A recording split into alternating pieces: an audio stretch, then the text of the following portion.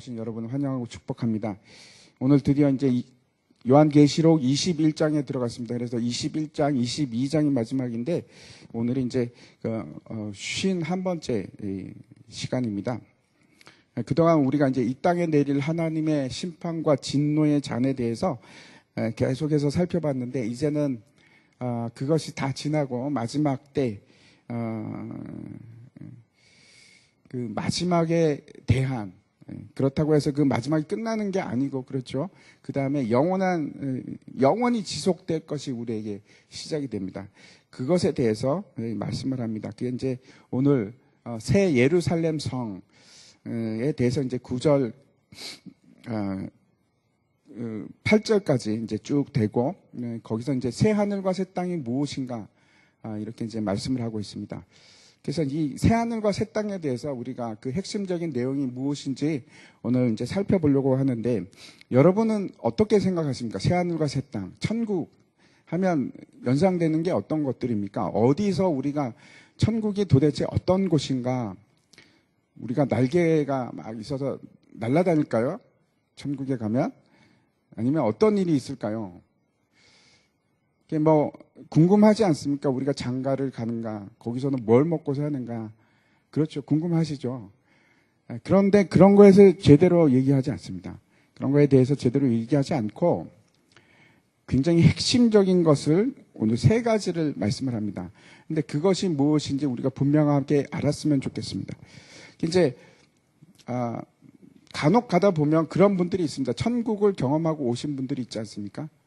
사도 바울은 뭐라고 그러냐면은 나는 3층 천 하늘을 봤는데도 불구하고 내가 말하지 않겠노라 이렇게 얘기를 하는데, 많은 사람들이 그 천국 얘기를 합니다.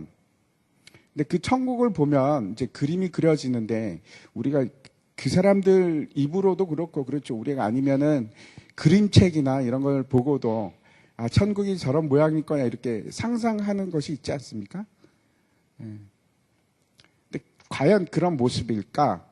그게 이제 21장 쭉 해서 22장까지 계속 그 얘기가 진행이 됩니다. 오늘은 이제 그 1절부터 8절까지는 새 하늘과 새 땅이 도대체 어떤 것인지 거기에 대해서 말씀을 하고 있는데 한번 보도록 하겠습니다. 이제 먼저 생각할 것이 1절 말씀을 보면서 한번 읽도록 하겠습니다. 같이 읽겠습니다. 시작. 또 내가 새 하늘과 새 땅을 보니 처음 하늘과 처음 땅이 없어졌고 바다도 다시 있지 않더라.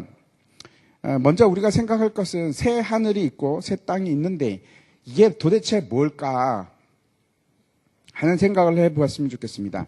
우리가 이제 지난번에 여러분 기억나시죠? 그 하늘에 대해서 세 가지 차원에 대해서 말씀을 드렸는데, 우리가 보는 하늘이 있고 그 위에는 또 어떤 하늘입니까?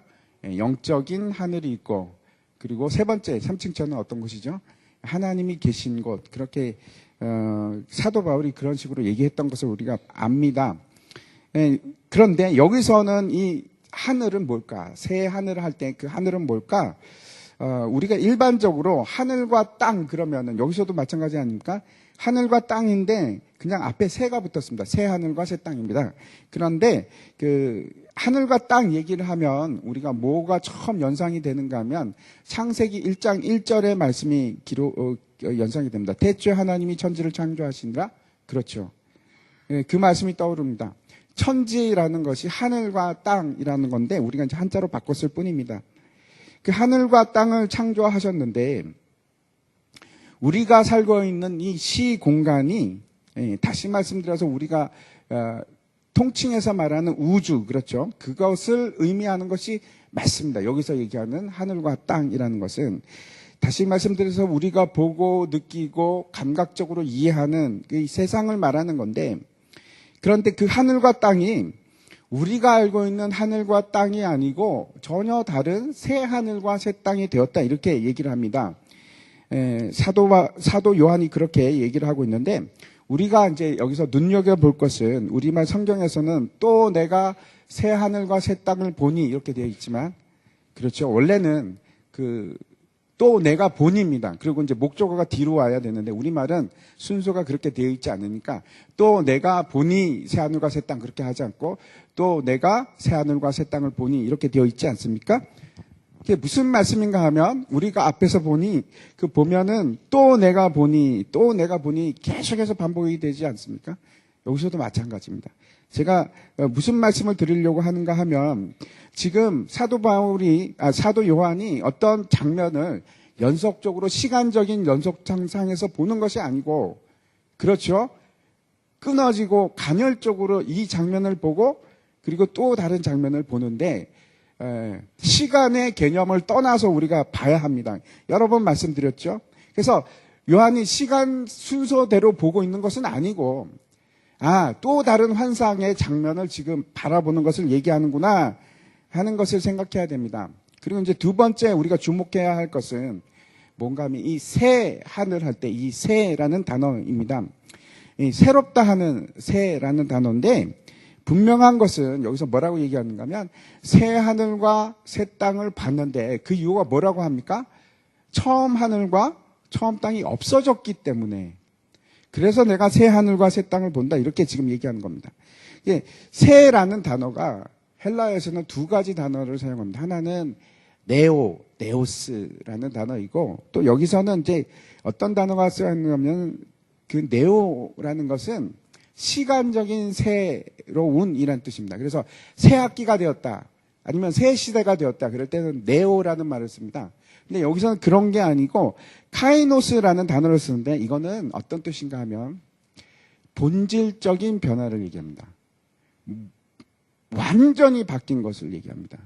그러니까 시간이 새로운 시대가 되었다, 이런 것이 아니고 완전히 전혀 다른 그런 뜻입니다. 그래서 이걸 제일 잘 나타내는 것이 어디에 있는가 하면 베드로 후서 말씀인데 한번 보겠습니다. 3장 10절입니다. 그러나 주의 날이 도둑같이 오리니 그 날에는 하늘이 큰 소리로 떠나가고 물질이 뜨거운 불에 풀어지고 땅과 그 중에 있는 모든 일이 드러나리로다. 여기서 이제 마지막 날에, 그렇죠, 어떤 일이 일어나는가 하면 뭐라고 합니까? 하늘이 큰 소리로 떠나간다, 이렇게 얘기합니다. 이게 무슨 뜻인가 하면 화살을 이렇게 쏘는데 바람을 가르는 소리 있지 않습니까? 휙 하는 것처럼 하늘에서 그런 큰 소리가 난다는 겁니다.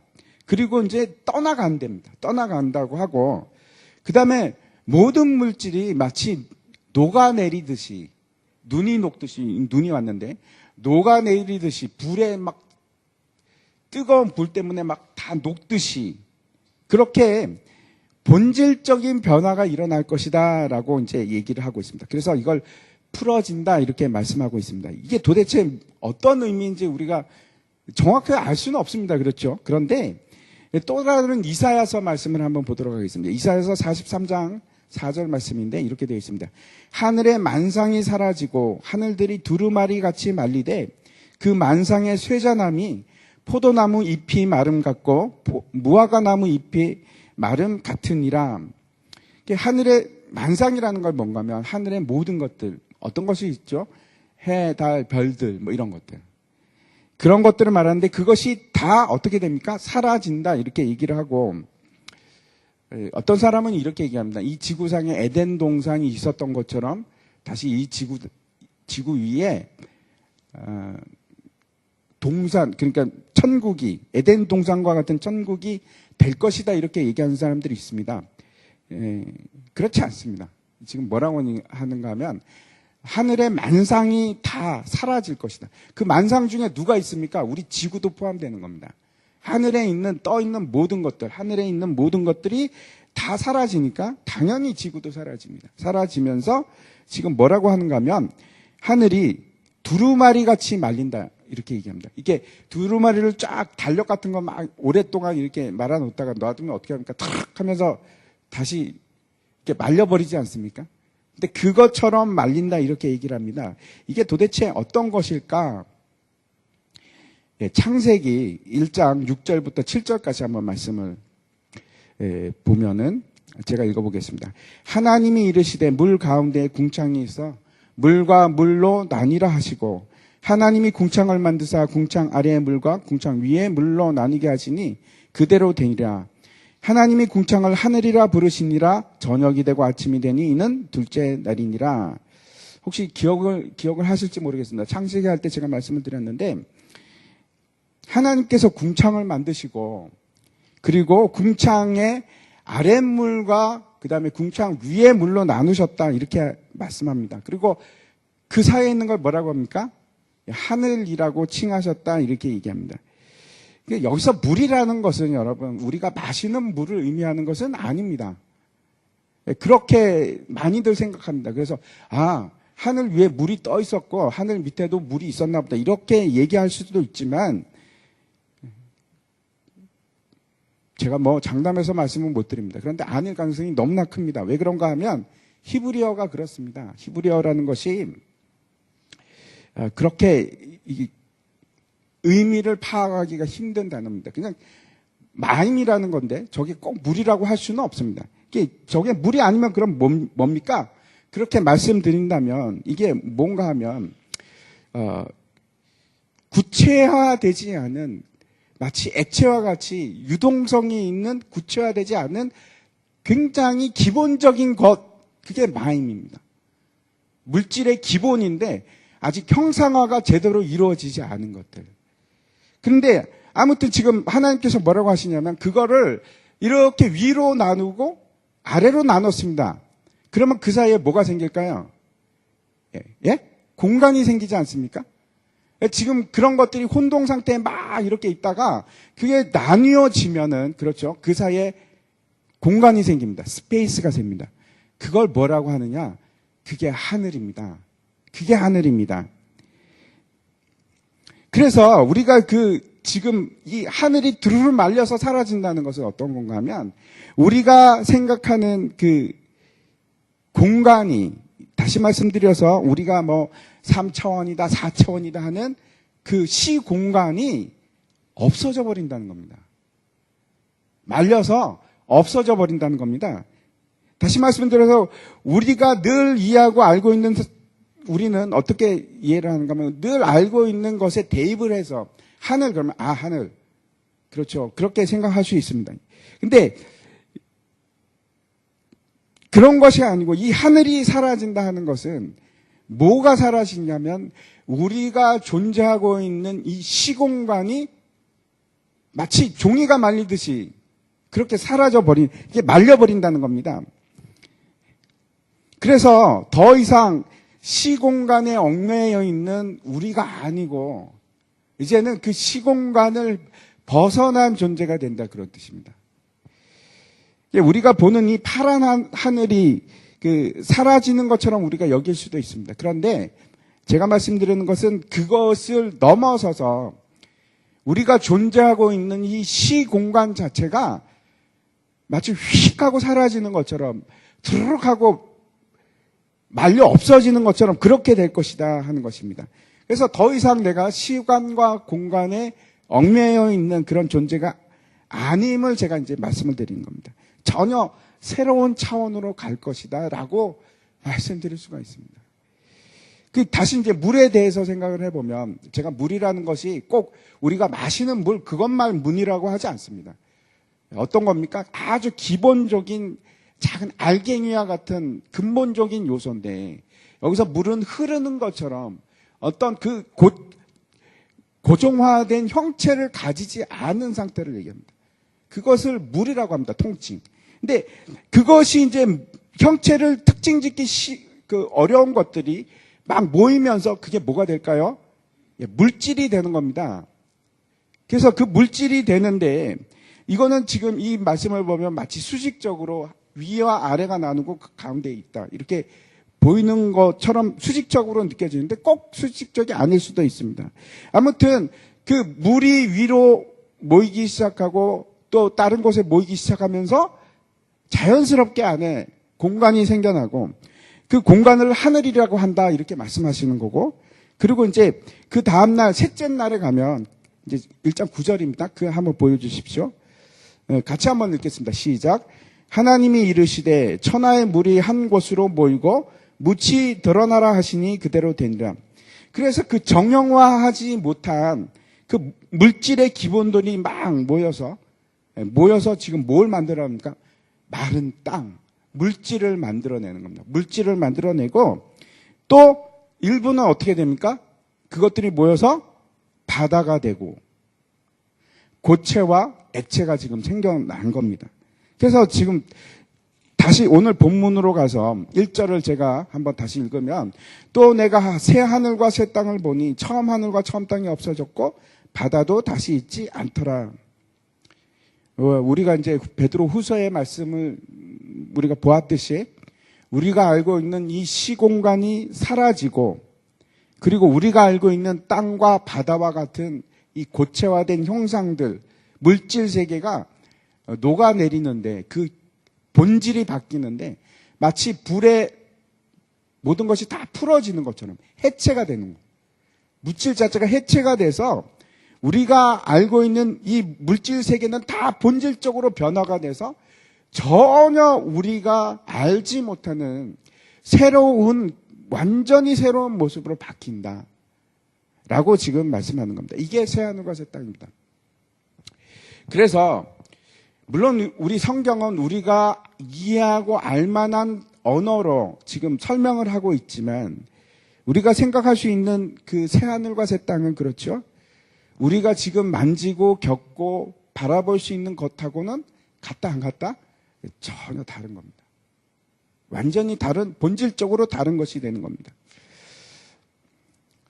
그래서 이제 우리가 천국 얘기를 듣는데 천국에 갔더니 막 뭐 마차가 있고 아니 뭐 하여튼 뭐 집이 있고 그다음에 막 길거리에는 은과 금 보석들이 막 깔려 있고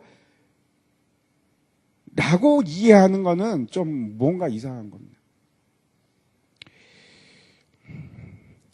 넌센스가 될 수 있습니다. 예를 들어 갖고 이 땅에서 지구상에서 천국이 생길 것이다. 신천지가 과천에 천국이 될 것이다. 그러면 굉장한 넌센스입니다. 사실은 너무나 우스운 얘기가 되는 겁니다. 그리고 또 어떤 사람들이 그렇지 않습니까? 지구를 막 파고 들어가면 거기 지옥이 있을 것이다. 아닙니다. 그렇지 않습니다. 우리가 갈 새하늘과 새 땅은 우리가 살고 있는 이 차원이 아닙니다. 전혀 다른 차원에 속한 사람들이 되는 겁니다. 첫 번째 그래서 우리가 기억해야 할 것이 이 새하늘과 새 땅은 그 본질에 있어서 완전히 새로운 것이다 하는 것을 이해했으면 좋겠습니다. 그 형체에 있어서도 전혀 새로운 것들. 그래서 우리가 알고 있는 그 어떤 것으로 얘기할 수 없는 것입니다. 모르니까. 우리가 모르니까. 원래 이 땅에 있던 것은 단 하나도 그렇죠. 영원한 것이 없었습니다. 근데 이제는 뭐 어떻게 되는가 하면 새롭게 창조된 새하늘과 새 땅에서는 모든 것이 다 영원한 것이 됩니다. 영원에 속한 것이 됩니다. 무슨 말입니까? 시간의 관여를 받지 않습니다. 시간을 넘어서는 존재가 되는 겁니다. 이사야서 66장 22절에 이렇게 되어 있습니다. 같이 한번 읽겠습니다. 시작. 내가 지을 새 하늘과 새 땅이 내 앞에 항상 있는 것 같이 너희 자손과 너희 이름이 항상 있으리라 여호와의 말이니라. 이제는 어디에 속한 자가 되는가 하면 영원에 속한 자가 되는 겁니다. 새 하늘과 새 땅은 하나님 앞에 항상 존재하는 것이다 라고 얘기하는 거예요. 일시적이고 순간적인 것은 이제 끝납니다. 없습니다. 그런 건 없습니다. 늘 항상 존재하는 상태가 되는 겁니다. 이제는 영원한 것으로 새로움을 얻게 되고 그렇게 살아가는 겁니다. 많은 사람들이 이런 생각을 합니다. 우리가 조금씩 변해가면 그러면 이 세상은 언젠가는 좋은 세상에 올 거야. 멋지고 아름다운 세상에 올 거야. 과학과 기술이 발달하면 그러면 모든 것이 좀 더 나아지겠지. 우리가 넉넉한 삶이 되면 뭔가 좀 나아지겠지. 세상은 편안한 세상이 될 거야. 라고들 얘기를 합니다. 근데 그건 성경이 얘기하는 바가 아닙니다. 성경이 그런 걸 얘기하지 않습니다. 그래서 세상은 발전하고 점점 교정이 되어가고 점점 더 올바래지고 나아지는 것이 아니고 그래서 완성되는 것이 아니고 악화됩니다. 특별히 어느 쪽으로 악화되느냐? 영적으로 점점 악화됩니다. 제가 최근에 이제 본 책 중에 이런 책이 있습니다. 영혼을 잠식하는 7가지 사상이라는 책이 있는데 안토니 셀바지오라는 분이 쓴 책입니다. 제가 이제 저 책을 보면서 야 정말 그렇구나 하는 공감이 가는 부분이 참 많았습니다. 그 중에 하나가 우리를 무너뜨리는 것 중에 하나가 이제 이분이 첫 번째 얘기하는 것이 뭔가 하면은 테크노폴리라는 겁니다. 두 번째는 네오필리아라고 이제 이름을 붙였는데 테크노폴리라는 것이 뭔가 하면 기술에 열광하는 그런 걸 얘기를 합니다. 저도 이제 굉장히 호기심이 많은 사람 중에 하나입니다. 그래서 신기술이 나오면 그게 뭔지 막 궁금해하고 뭐 알기를 원하고 갖고 싶어하고 그런 사람 중에 하나입니다. 근데 이 사람들이 새로운 휴대폰이 나오면은 그러죠. 막 가지려고 그러지 않습니까?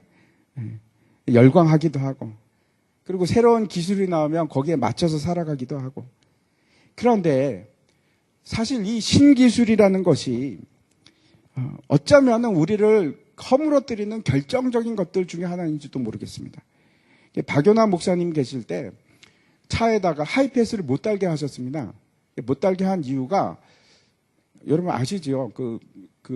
표 받는 사람이 일자리를 생각해서라도 우리는 그냥 돈으로 내야 된다 이렇게 말씀을 하시곤 했는데 사실 굉장히 의미 있는 얘기 중에 하나입니다. 하이테크닉 신기술이 우리 속에 들어오기 시작하면서 사실은 무엇을 만드는가 하면은 우리 사이에 계속해서 벽이 생깁니다. 식당에 가면은 젊은 사람들이 서로 얼굴을 쳐다보질 않습니다. 왜 그런지 아시죠? 다 핸드폰 보고 핸드폰이랑 대화하느라고. 서로 보질 않습니다. 기가 막힙니다. 그냥 앉아서 자기 휴대폰만 뚫어지라고 바라봅니다. 5명이 모여도 그렇고 6명이 모여도 그렇고. 기술이 진보할수록 사람들이 더 그 기술에 집착할수록 열광할수록 무슨 일이 일어나기 시작하냐면 사람들이 막 격리가 됩니다. 단절이 일어나기 시작합니다. 그래서 계속해서 우리가 어떤 세계 속에서 살아가기 시작하냐면 실제 상황이 아니고 실제 세상에서 살아가는 것이 아니고 가상 세상 속에서 살아가는 듯한 그런 느낌을 줍니다. 그냥 내가 사는 공간도 컴퓨터 아니고 내가 보는 세계도 인터넷 아니고 말도 그걸로 하고 예수님께서 우리에게 뭐라고 하시냐면은 내 이웃을 내 몸과 같이 사랑하라 그러셨는데 내 이웃을 만날 틈이 없습니다. 사랑할 형제들이 사라집니다. 사람들과 마주할 수 있는 그 일이 귀찮은 일이 되어갑니다. 식당에 가도 그렇고 주문을 이제 식당에 가도 그렇죠. 주문을 안 받습니다. 기계가 받습니다. 기계가. 그래서 타오면 됩니다. 기계한테 주문하고. 말할 기회가 점점 사라집니다.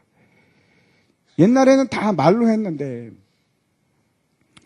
만나서 말을 하지 않았습니까? 근데 요즘에는 전화도 잘 안 합니다. 문자로 합니다. 문자로. 여러분은 왜 문자로 하십니까?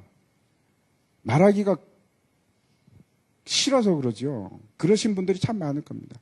말하기가 껄끄러우니까 그냥 안 보고 목소리 안 듣고 내가 하고 싶은 말만 하면 되니까. 저 사람이 어떤 방향을 드든 일단 내가 하고 싶은 말을 하면 되니까. 목소리 대하기도 버거운 겁니다. 사람들이. 제가 이제 문자를 하다 보면 저는 별로 안 좋아합니다. 문자 별로 안 좋아하는데 문자를 하다 보면 오해도 참 많이 생기고 뭐가 느껴지냐면 단절감이 느껴집니다. 사람이 굉장히 피상적이 됩니다. 남의 생각이 잘 듣기지를 않습니다. 문자만 하면. 그렇게 이 하이테크놀로지가 테크노폴리라는 것이 우리를 그렇게 단절 속으로 몰아가고 있고 사람들을 격리를 시킵니다. 그리고 환상 속에서만 살아가게끔 합니다. 실체 속에서 살아가는 것이 아니고. 두 번째 이분이 얘기하는 것이 네오필리아라는 것인데 이게 뭔가 하면 네오라는 게 아까도 말씀을 드렸지만 새 그런 것입니다. 새로운 거, 뉴. 사람들이 뭐든지 새로운 것을 좋아합니다. 저도 그렇고. 헌 것보다 새 것이 좋지 않습니까? 근데 뭐로 바뀌기 시작하냐면 새로운 것이 진리가 됩니다. 갤럭시 8보다는 갤럭시 9이 진리가 되는 겁니다. 이런 말을 자주 듣습니다. 말을 하면 그건 구시대적인 발상이고 지금은 변했어 라는 말을 우리가 흔히 듣고 말하기도 하지 않습니까? 근데 중요한 것은 그겁니다. 진리라는 것은 절대로 바뀌지 않습니다. 절대로 안 바뀝니다. 근데 이제는 어떻게 생각하기 시작하냐면 진리도 바뀐다고 생각합니다. 진리도. 새로운 것에 열광하는 시대가 되어버렸습니다. 새로운 것을 사랑하는 겁니다. 뭐든지. 그래서 요즘에는 시간이 지나면 진리도 헛은 것이 되어버리는 이상한 시대가 되어버리고 말았습니다. 물론 새 차가 좋죠. 새 차가 좋고 새 핸드폰이 좋고 새로운 사상이라고 꼭 좋은 것은 아닙니다. 새로운 진리라는 게 있을까요? 성경에서 뭐라 그러면 해 아래 새로운 것이 없다고 얘기를 합니다. 우리가 지켜야 할 것이 있는데 진리입니다. 진리. 진리는 변하지 않는 것을 진리라고 하지 않습니까? 그 외에도 이분이 얘기하는 것이 평등에 대해서. 평등이 정말 맞는 말일까? 상대주의에 대해서, 소비에 대해서 이런 얘기를 합니다. 제가 왜 이 책에 대해서 말씀을 드리는가 하면 세상이 잘 살게 되고 과학이 발전하고 기술이 점점 좋아지고 뭔가 새로워지고 하는 것에 속지 말라는 제가 말씀을 드리고 싶은 겁니다. 그렇다고 해서 그것들이 결코 우리를 새롭게 만들거나 우리를 더 나아지게 만들거나 그렇게 하지는 않습니다. 특별히 이런 것들을 통해서 우리는 어떻게 되어가기 시작하냐면 영적으로 점점 더 무뎌지고 둔감해지고 그렇게 되어갈 수 있고 그래서 세상은 어두움, 밝은 면으로 가는 것처럼 보이지만 실상은 외톨이가 되고 단절이 되고 악한 영의 지배하에 있고 우울증이 판을 치고 세상은 밝은 것처럼 보이는데 실상은 전혀 그렇지 않은 영적으로 암흑 속으로 들어가는 그런 상황에 있다고 제가 말씀을 드리려고 이 얘기를 했습니다. 그래서 심판과 종말은 결국 이 땅이 변해서 좋아지고 수정이 되고 점점 나아지고 하는 것을 말하지 않습니다. 성경은. 반드시 어떻게 돼야 되냐면 옛 것은 새롭게 창조되는 것 외에는 아무런 방법이 없습니다. 모든 물질 세계도 마찬가지입니다. 피조 세계도 마찬가지입니다. 그래서 로마서 8장에 이렇게 얘기합니다. 피조물이 다 이제까지 함께 탄식하며 함께 고통을 겪고 있는 것을 우리가 아느니라. 그뿐 아니라 또한 우리 곧 성령의 처음 익은 열매를 받은 우리까지도 속으로 탄식하며 양자될 것 곧 우리 몸의 속량을 기다리느니라. 지금 사도 바울이 뭐라고 하는가 하면 우리뿐만 아니고 피조물도 지금 뭘 하고 있는가 하면 다 탄식 가운데 있다. 이렇게 말씀하고 있습니다. 우리도 우리 몸의 속량을 기다리고 있고 여기서 이제 성령의 처음 익은 열매는 누구를 얘기합니까? 예수 그리스도입니다. 예수 그리스도께서 그 부활하심으로 그 몸에 부활체를 입었던 거와 같이 그걸 지금 여기서 뭐라고 하냐면 속량. 우리도 우리의 몸의 옛 것을 완전히 벗어버리고 새로운 몸을 입기를, 속량함을 얻기를 지금 탄식하면서 기다린다. 이렇게 말씀하고 있습니다. 세상은 아름답다. 세상은 살만한 곳이야. 그리고 사람들은 좋은 장면을 보여주고 감동적인 장면을 보여줄지 모르지만 사실은 그 이면에는 실제로는 모든 피조물은 사실은 영적으로 탄식하고 있습니다. 그게 우리가 살고 있는 세상입니다. 죄로부터 오염이 됐기 때문에 그렇습니다. 하지만 이것이 세상이 만약에 아름답고 신뢰할 만한 곳이라고 한다면 여러분 그렇게 믿고 살아간다면 또다시 여러분은 실망하실 겁니다. 또다시 낭망하실 겁니다. 그렇지 않습니다. 우리가 이 땅에서 하나님의 사람으로 최선을 다해서 열심히 사는 것이 맞습니다. 그렇지만 우리가 바라는 것은 이 땅이 아닙니다. 우리가 마음을 사로잡고 있는 것, 우리의 마음을 사로잡고 있는 것은 이 땅이 돼서는 안 됩니다. 우리는 탄식하면서 참고 인내하지만 우리가 바라는 것은 어딘가 하면 새하늘과 새 땅입니다. 두 번째 2절 한번 보시기 바랍니다. 2절 같이 한번 읽겠습니다. 시작. 또 내가 봄에 거룩한 성 새 예루살렘이 하나님께로부터 하늘에서 내려오니 그 준비한 것이 신부가 남편을 위하여 단장한 것 같더라. 이 새 하늘과 새 땅에 대해서 그 존재하는 것에 대해서 이제 말씀을 하는데 그런데 이것이 무엇이라고 지금 얘기하고 있습니까? 새 하늘의 새 땅에 존재하는 것이 뭐라고 하는가 하면 거룩한 성, 새 예루살렘 이렇게 얘기하고 있습니다. 그리고 그 거룩한 성, 새 예루살렘이 무엇과 같다고 얘기하고 있습니까? 단장한 신부, 남편을 기다리는 단장한 신부 같다 이렇게 얘기하고 있습니다. 이 새 예루살렘 성이 뭘까요, 여러분? 그림책에서 많이 보시지 않았습니까? 아니면은 우리가 이제 요한계시록 이 장면을 보면서 늘상 우리 머릿속에서 그리는 장면이 있지 않습니까? 근데 진짜 그게 뭘까요? 이 새 예루살렘 성이라는 것이. 이사야서 52장 한번 보도록 하겠습니다. 52장 1절과 2절에 보면 이렇게 되어 있습니다. 시온여 깰지어다 내 힘을 낼지어다 거룩한 성 예루살렘이여 내 아름다운 옷을 입을지어다 이제부터 할례받지 아니한 자와 부정한 자가 다시는 내게로 들어옴이 없을 것임이라.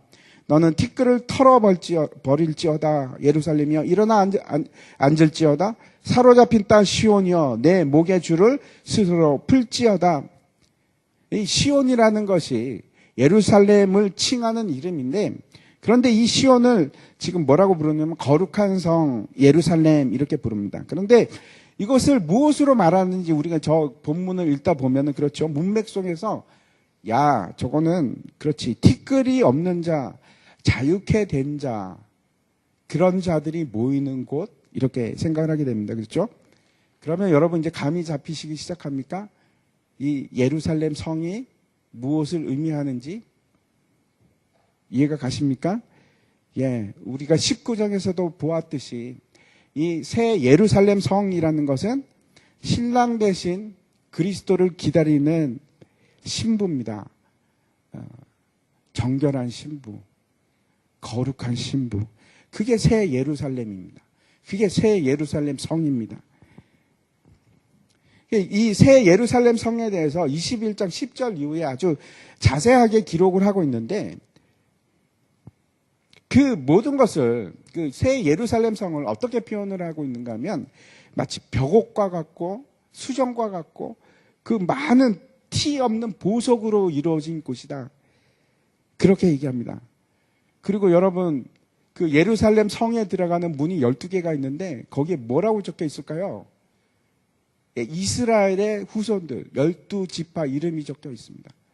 그리고 그 예루살렘 성 그 기초가 뭘로 돼 있을까요? 기초돌이 뭘까요? 12사도의 이름이 적혀 있습니다. 이제 그러면 우리가 좀 더 이해하지 않겠습니까? 네, 여러분 그 예루살렘 성이 뭘까요? 우리입니다. 우리.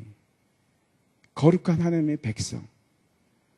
이스라엘 자손들과 신약의 그 사도들로 이루어진 거룩한 교회.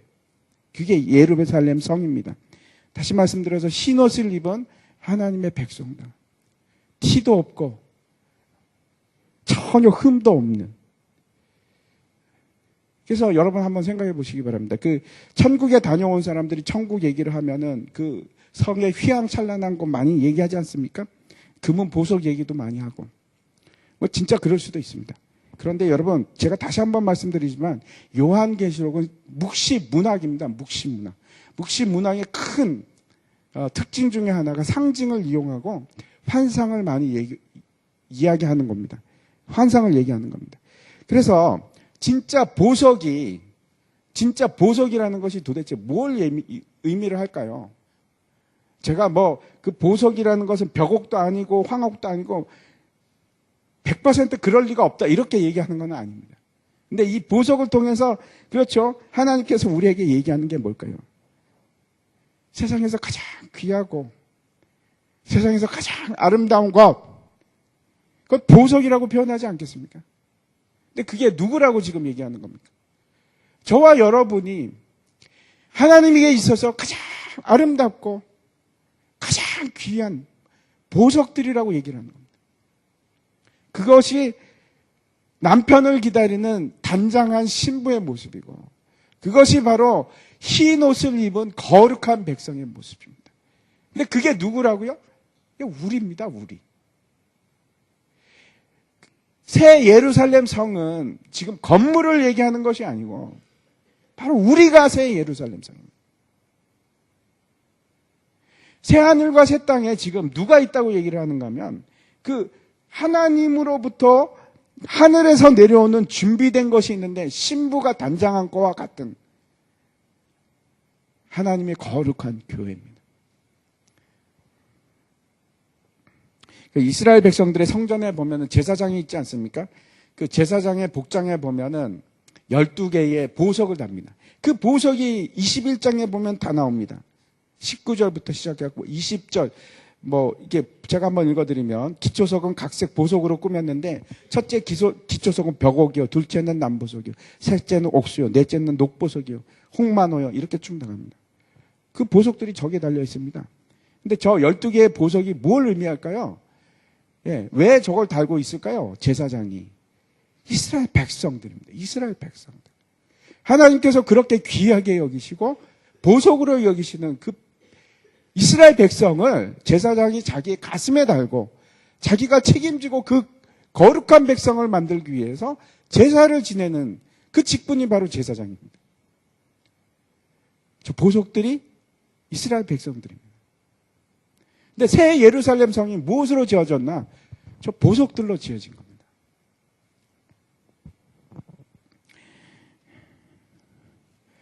그래서 새하늘과 새 땅에서 하나님께로부터 내려오는 성은, 그것은 무엇인가? 우리들입니다. 우리들. 3절 한번 보도록 하겠습니다. 3절 같이 한번 읽겠습니다. 시작. 내가 들으니 보좌에서 큰 음성이 나서 이르되 보라, 하나님의 장막이 사람들과 함께 있음에 하나님이 그들과 함께 계시리니 그들은 하나님의 백성이 되고 하나님은 친히 그들과 함께 계셔서, 이렇게 말씀하고 있습니다. 두 번째, 새하늘과 새 땅의 모습은, 그것은 뭔가 하면 하나님의 백성, 하나님의 백성과 하나님께 함께 거하는 곳, 그곳이 어딘가 하면 새하늘과 새 땅입니다.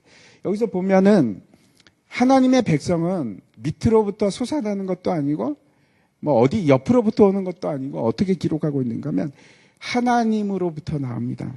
우리의 생각이나 우리의 뜻으로부터 하나님의 백성이 나오는 것이 아니고 모든 것이 하나님으로부터 시작합니다. 하나님께서 택하시고 하나님께서 부르시고 결국은 하나님께서 속량하시고 그리고 하나님께서 거룩하게 만드시는 것, 그 모든 것이 하나님께서 하시는 겁니다. 그리고 그 사람들이 누군가? 저와 여러분입니다. 생각해 보십시오. 우리 하나님이 나를 생각할 때 너무나 값지고 아름다운 보석으로 생각하시는 거예요. 흠도 없고 귀하고 귀한.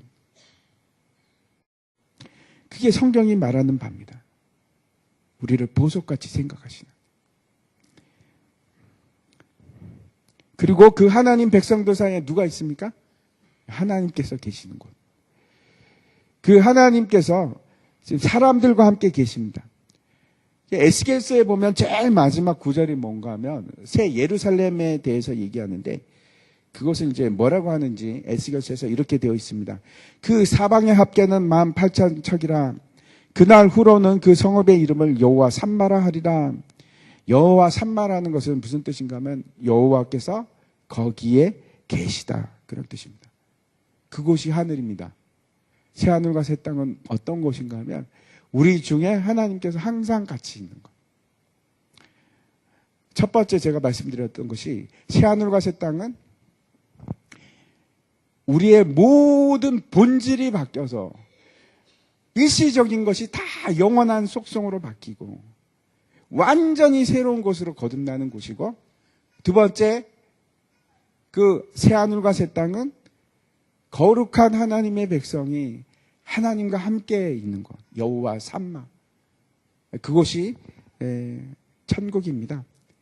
이것이 이제 새 예루살렘 성의 두 번째 모습이고, 우리를 보석이라고 얘기합니다. 근데 시편 127편을 보면은 솔로몬이 이제 썼는데, 저 시를 지었는데, 그 사람이 성을 짓는 것에 대해서 얘기를 합니다. 제가 한번 읽어보겠습니다. 여호와께서 집을 세우지 아니하시면 세우는 자의 수고가 헛되며, 여호와께서 성을 지키지 아니하시면 파수꾼의 깨어있음이 헛되도다. 너희가 일찍이 일어나고 늦게 누우며 수고의 떡을 먹음이 헛되도다. 그러므로 여호와께서 그의 사랑하시는 자에게는 잠을 주시는도다. 보라, 자식들은 여호와의 기업이요 태의 열매는 그의 상급이로다. 여기서 무엇과 무엇이 대조되는가 하면 사람이 짓는 성하고 그리고 대조되는 것이 있는데 그게 뭡니까? 3절에 뭐라고 되어 있습니까? 하나님의 백성들, 그의 자식들입니다. 3절에 보라, 자식들은 여호와의 기업이요 태의 열매는 그의 상급이로다, 이렇게 되어 있지 않습니까? 이 땅에서 사람들이 성을 짓습니다. 성을 짓고 그리고 그걸 지키려고 합니다. 그것은 이제 솔로몬이 시로 지었는데 뭐라고 하는가 하면, 그 성을 세우고 성을 지키는 것은 세우는 자의 수고가 헛되고 쓸데없는 짓을 한다는 거죠. 그리고 그걸 지키는 것은 파수꾼의 일이 허수로다, 이렇게 허사로다, 이렇게 지금 얘기합니다. 깨어 있음이 헛되다, 이렇게 얘기합니다. 그래서 이 땅에서 하는 모든 수고들, 먹고 마시고 살기 위해서 하는 모든 것들, 그걸 뭐라고 얘기합니까? 다 헛되다. 그렇게 해서는 안식을 얻을 수 없다, 이렇게 얘기를 합니다. 그러면서 이제 2절에서 아주 재미있는 표현을 하고 있는데 뭐라고 하는가 하면, 그의 사랑하시는 자에게는 잠을 주시는도다. 도대체 이게 무슨 말씀일까요? 세상에는 안식이 없는데, 그런데 그 사랑하는 자에게는 뭘 준다고요? 잠을 주시는도다, 이렇게 말씀을 하고 있습니다. 그래서 불면증은 하나님께서 사랑하는 자가 아닌 사람이 받는구나, 이렇게 생각할 수도 있겠지요. 근데 정말 그런 말씀을 하는 걸까요? 그럴지도 모르겠습니다. 그런데 성경에서 잠이라는 것은 우리의 육체적인 죽음을 의미하는 단어입니다. 그래서 그 사랑하는 자가 누굴까요? 하나님께서 사랑하는 자가 누굴까요? 예수 그리스도. 세상 사람들이 그렇게 살아갑니다. 내 성을 지켜야지. 내가 내 성을 쌓아야지. 내가 수고해서 오늘도 하루 먹고 살아야지. 근데 그렇게 수고하고 사는 데는 안식도 없고 피곤하고 모든 것이 다 헛된데, 그 사람들을 위해서 하나님께서 어떻게 하셨습니까? 하나님의 사랑하시는 자를 주셔서 죽음에 이르게 하십니다. 그래서 그 결과로 2절의 결과로 3절이 나오는 겁니다. 3절을 다시 한번 보십시오. 보라, 자식들은, 하나님의 자녀들은 여호와의 기업이요 태의 열매는 그의 상급이로다. 그 수고 속에서 살아가는 우리들에게 하나님께서 예수 그리스도를 보내주셔서 우리를 누구로 만들었다고 말씀하고 있습니까? 하나님의 자녀로, 자식들로 만든 겁니다. 그래서 하나님의 기업을 상속받는 자로 만드시고, 태의 열매, 누구 태의 열매? 예수 그리스도의 열매가 우리들인데, 우리가 바로 예수 그리스도의 상급이 되는 겁니다. 제가 말씀드리고자 하는 것은, 그래서 이 시편 127편에서 말씀하는 것은, 우리는 이 땅에 성을 쌓는 자가 아니라 누구라고 합니까? 하나님의 자녀, 하나님의 백성, 그의 자식, 그의 기업. 무슨 얘기입니까? 이 땅에 있는 사람들은 이 땅에서 성을 쌓는데, 진짜 성은 누군가 하면 우리라는 겁니다. 우리. 새하늘과 새 땅에 있는 그 예루살렘 성이 바로 우리라는 겁니다. 그게 진짜 무너지지 않는 성이고, 그게 진짜로 최고의 열매가 되고 상급이 되는 것이지. 이 땅에서 수고하고 지어가는 것은 그 성은 아무것도 아니라. 이해하시기 바랍니다. 우리가 뭐라고요? 예루살렘 성이라는 거예요. 하나님의 백성들이.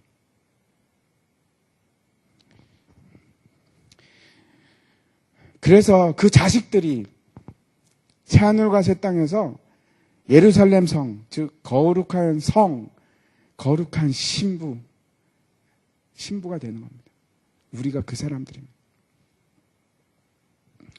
세 번째, 그 새하늘과 새 땅의 특징을 보도록 하겠습니다. 4절인데 같이 한번 읽도록 하겠습니다. 시작. 모든 눈물을 그 눈에서 닦아주시니 다시는 사망이 없고 애통하는 것이나 곡하는 것이나 아픈 것이 다시 있지 아니하리니 처음 것들이 다 지나갔음이라. 세 번째, 이 새하늘과 새 땅의 특징을 뭐라고 얘기하는가 하면 이전에 있었던 고난과 아픔과 그런 경험들이 이제는 어떤 식으로도 절대로 일어나지 않는다라고 얘기하십니다. 아픔도 없고, 그래서 눈물도 없고, 절망도 없고, 사망도 없고, 애통하는 것도 없고, 원망도 없고, 슬픔도 없고. 제가 며칠 전에 이제 신방을 갔는데, 우리 교회에 이제 새롭게 등록하신 분인데 2년 반 전에 원래는 축구 선수였습니다. 축구 선수였는데 교통사고가 나서 목 아래가 다 전신마비입니다. 아직도 나이가 그렇게 많지 않으신데 얼마나 힘들겠습니까?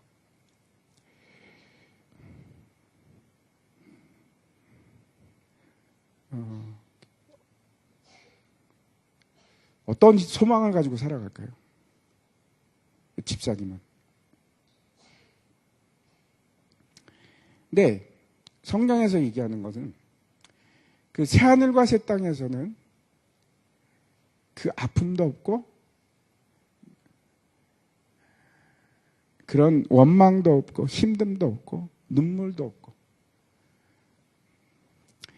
이사야서 다시 한번 보도록 하겠습니다. 35장 10절에 이렇게 말씀합니다.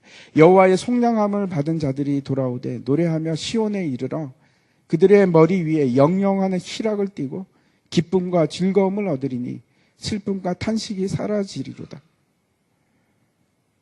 슬픔과 탄식이 없는 곳입니다. 또 어떻게 얘기하는가 하면 이사야서 65장 17절에 보면 보라 내가 새 하늘과 새 땅을 창조하리니 이전 것은 기억되거나 마음에 생각나지 아니할 것이다. 이제는 그 아팠던 안 좋았던 그 모든 기억이 다 기억나지 않을 것이다. 그래서 오늘 계시록 22장 3절과 5절을 보면 같이 한번 읽겠습니다. 시작. 다시 저주가 없으며 하나님과 그 어린 양의 보좌가 그 가운데 있으리니 그의 종들이 그를 섬기며 다시 밤이 없겠고 등불과 햇빛이 쓸데없으니 이는 주 하나님이 그들에게 빛이심이라. 그들이 세세토록 왕 노릇하리로다.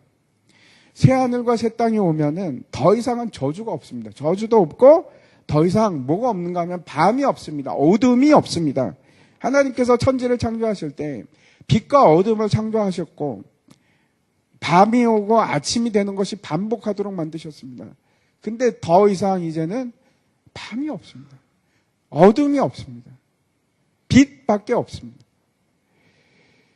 영원한 빛이 누구십니까? 하나님의 우리의 영원한 빛이 되어서 그 빛 가운데 살아가는 겁니다. 그게 천국입니다.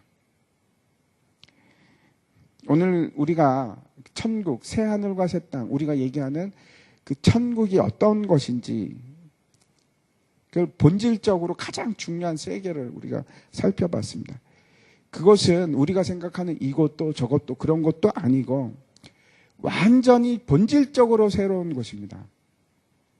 여러분이 생각하는 그런 것이 아닙니다. 완전히 새로운 것입니다. 이 본질적으로 새롭다는 것은 그 피조 세계의 모든 것만을 얘기하는 것이 아니고 그 곳에 거할 우리들도 마찬가지입니다. 우리도 완전히 속량이 되어서 더 이상 탄식하지 않습니다. 더 이상 넘어지지도 않고, 더 이상 죄 속에서 씨름하지도 않고, 그것 때문에 고민하지도 않고, 탄식하지도 않고. 그래서 새로운 거룩한 하나님의 백성이 되는 그곳이 바로 천국입니다.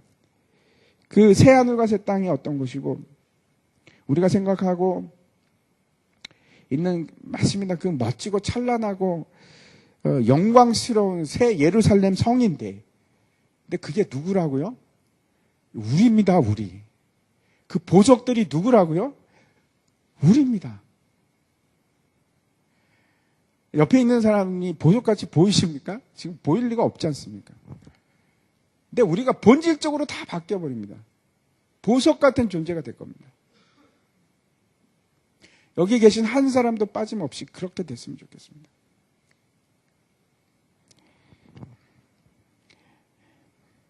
그리고 그곳에서 영원히 빛 대신 하나님과 함께하는 것입니다.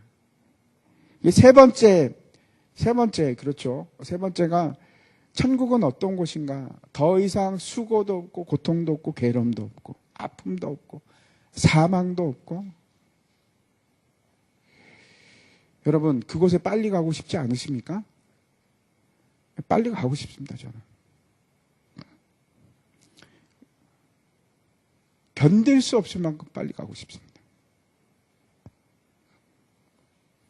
그런데 하나님께서 왜 야속하게 지금 보내주시지? 왜 이렇게 붙들고 계실까요? 우리를 그렇게 사랑하신다면 빨리 보내주시는 게 좋지 않겠습니까? 근데 안 보내주십니다. 왜 그럴까요? 거룩해지라고. 왜 우리를 이렇게 이 땅에서 힘들게 만드실까?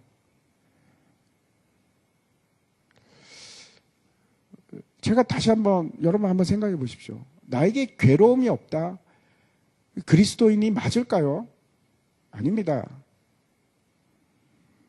모든 그리스도인들은 고난과 힘듦과 아픔 속에서 그걸 극복해 나가는 사람이 그리스도인입니다.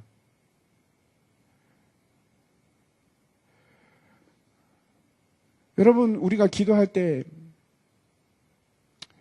계속 원하는 것이 하나님 형통하게 해주시고 잘 되게 해주십시오. 우리 마음은 그렇습니다. 그러고 싶습니다. 근데 하나님께서는 끊임없이 우리에게 뭘 요구하시냐면 그걸 통과하게끔 하시는 겁니다. 그래서 병에 걸립니다. 예수 믿으면 병에 안 걸립니까? 병에 걸립니다. 대상포진도 걸리고 암도 걸립니다. 필요하니까 주시는 겁니다. 경제적인 고통이 없습니까? 예수 믿는 사람은? 필요합니다. 그게 없이 우리가 어떻게 사람이 됩니까? 그렇죠.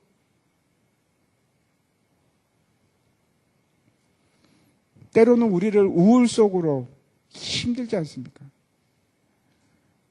많은 사람들이 우울증에 걸립니다. 어떻게 해야 될지는 모르겠습니다.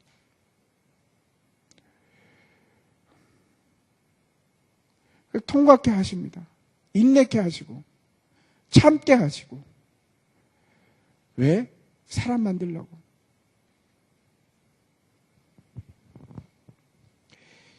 그래서 우리를 변화시켜서 다시는 실패하지 않도록 보석과 같은 존재를 만드시기 위해서 우리는 그 과정에 지금 걸어가고 있는 겁니다. 그런데 그 가운데 우리에게 하나님께서 주시는 은혜가 뭔가 하면 그 속에서 힘들고 어려운 과정 속에서 하나님께서 마치 요한이 그 심한 심판과 환난으로 목격하는 중에서도 잠깐씩 그 하늘을 바라봤던 것처럼 우리에게 순간순간 천국을 경험하게 하십니다. 그래서 우리에게 그 고통과 핍박과 어려운 상황이 있을지라도 이겨내게 하시는 겁니다. 그게 우리에게 얼마나 큰 은혜가 되는지 모릅니다. 천국의 실체를 우리가 살아가면서 경험하게 하는 겁니다. 내 옆에 있는 사람을 통해서 또 어떤 상황을 통해서 사랑을 맛보게 하시고 하나님이 살아계신 것을 보여주시고, 그래서 내 사랑하는 아들아, 내 사랑하는 딸아, 이게 천국이야. 그렇게 보여주시는 겁니다. 우리가 그걸 맛보고 아 그래 맞아, 나는 천국이 뭔가 알 것 같아. 그리고 또 일어나게 하고 또 참게 하고 또 통과하게끔 하고. 그래서 제가 말씀드립니다. 이 어려운 중에 있어도 우리는 반드시 어떤 은혜가 있는가 하면 천국을 경험하면서 살아갈 수가 있습니다. 천국을 경험할 수 있습니다. 그래서 실체인 것을 깨닫게 하십니다. 하나님께서. 마지막으로 6절과 7절 우리 같이 한번 읽었으면 좋겠습니다. 같이 한번 읽겠습니다. 시작. 또 내게 말씀하시되 이루었도다. 나는 알파와 오메가요 처음과 마지막이라. 내가 생명수 샘물을 목마른 자에게 값없이 주리니 이기는 자는 이것을 상속으로 받으리라. 나는 그의 하나님이 되고 그는 내 아들이 되리라. 아멘. 히브리서에서 뭐라고 하시는가 하면 이 나라, 새하늘과 새 땅을 과거형으로 얘기합니다. 우리가 이미 받았다. 확신하십시오. 우리는 이미 받았고, 그래서 뭐라고 하는가 하면 흔들리지 말고 은혜를 받자. 은혜 가운데 살아가자. 라고 얘기합니다. 우리 찬송 하나 같이 했으면 좋겠습니다. 나 가나안 땅 귀한 성에